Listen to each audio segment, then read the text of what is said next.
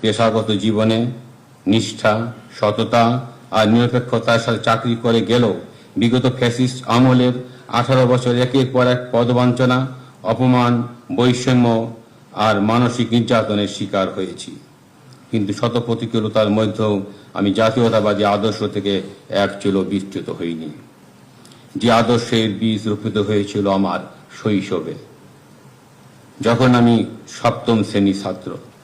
মাদারীপুরের শিবচরে শহীদ রাষ্ট্রপতি জিয়াউর রহমান বীরোত্তমের আগমনে ধানের শীষের মালা পরিয়ে দিয়ে বরণ করা ছিল আমার জীবনের একটি সৌভাগ্য।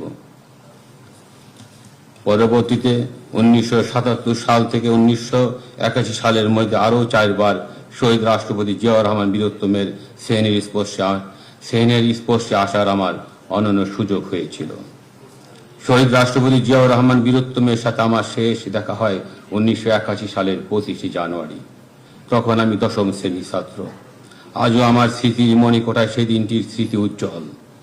আজিমপুর গার্লস স্কুল অ্যান্ড কলেজের মাঠে জুনিয়র ক্যাডেট কোর ক্যাম্পেইনের সমাপনী অনুষ্ঠানের প্রধান অতিথি হিসেবে মাননীয় শহীদ রাষ্ট্রপতি জিয়াউর রহমান বীরোত্তম ছিলেন সেদিনকার অনুষ্ঠানের প্রধান অতিথি। 200-র বেশি সার্ভিস ও ফিচারে লেনদেনের সব বিকাশ অ্যাপে সম্ভব। অনুষ্ঠান শেষে শহীদ রাষ্ট্রপতি জিয়াউর রহমান বীরোত্তমের সাথে করমর্দন করে গাড়ি পর্যন্ত এগিয়ে যায়। সে এক আলাদা শিহরণ, যেন আমি বিশ্ব জয় করেছি। তার কিছুদিন পরেই 1981 সালের 30শে মে শুনতে হলো বিষাদময় সেই খবর।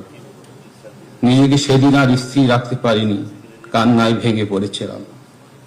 আজ মহান রব্বুল আলামিনের কাছে অশেষ শুকরিয়া, বাংলাদেশের গণতন্ত্র, স্বাধীনতা ও জাতীয়তাবাদী চেতনার সেই মহান ব্যক্তিত্বের সান্নিধ্য পেয়ে আমার জীবন ধন্য হয়েছে। পুলিশ সপ্তাহের বিশেষ দিনে আমি শহীদ রাষ্ট্রপতি জিয়াউর রহমান বীরোত্তমকে গভীর শ্রদ্ধা ভরে স্মরণ করছি।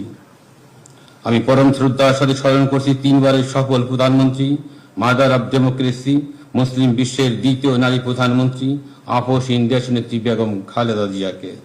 তার স্নেহ, মমতা ও আস্থা আমার মতো নির্যাতিত ও ত্যাগী কর্মকর্তার জন্য ছিল আশ্রয় সাহসের প্রতীক। জীবনের সবচেয়ে কঠিন সময়ে তার একটি আশ্বাস, একটি স্নেহমাখা বাক্য আমাকে নতুন করে বেঁচে থাকার শক্তি দিত।